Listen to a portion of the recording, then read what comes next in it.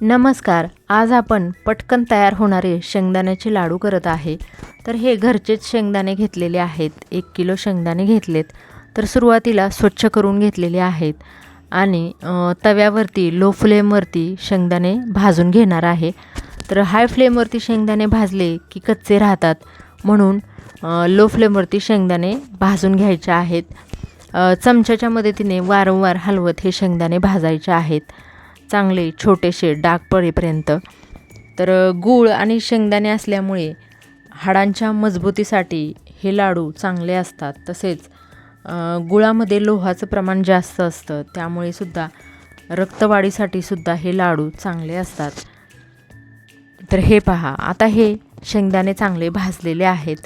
तर शेंगदाणे थंड होण्यासाठी किमान 1.5 ते 2 तास लागतो. तर गॅसची फ्लेम बंद केली.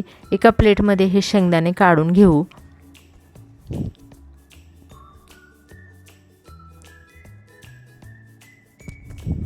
तर ही रेसिपी तुम्हाला कशी वाटली ते सुद्धा मला कमेंट करून नक्की कळवा.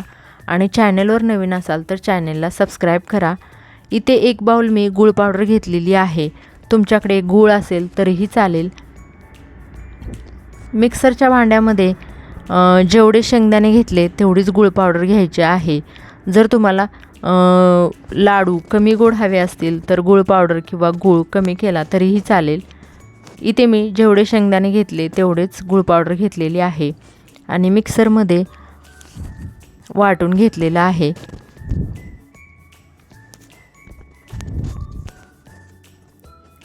इथे मिश्रण पाहताय तुम्ही किती चिकट झालेलं आहे. तर या ठिकाणी इथे या मिश्रणाला तूप किंवा दूध घालण्याची काहीच गरज नाही. एकदम चिकट झालेलं आहे. शेंगदाण्याला सुद्धा चांगलं तेल सुटलेलं आहे आणि गूळ आणि शेंगदाण्याचं तेल, त्यामुळे चिकटपणा आलेला आहे या मिश्रणाला. पाहताय इथे कशी ही चपटी झालेली आहे शेंगदाण्याची आणि गुळाची.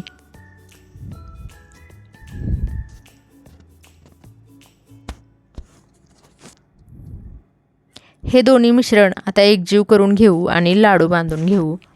तर पाहताय किती पटकन हे लाडू तयार झाले आणि कमी साहित्यामध्ये. काहीच याला तामझाम करावा लागला नाही. तर हे असे लाडू छोट्या मुलांना किंवा मोठ्यांना सुद्धा खूप आवडतात. तर ही रेसिपी नक्की ट्राय करा.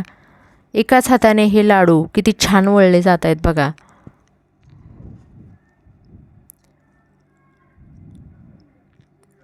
किती छान आणि तेलकटसुद्धा, शेंगदाण्याचं तेलसुद्धा किती सुटलेलं आहे पाहताय. असे सगळे लाडू मी करून घेतले आणि रेसिपी शेवटपर्यंत पाहिल्याबद्दल खूप खूप धन्यवाद. Thanks for watching.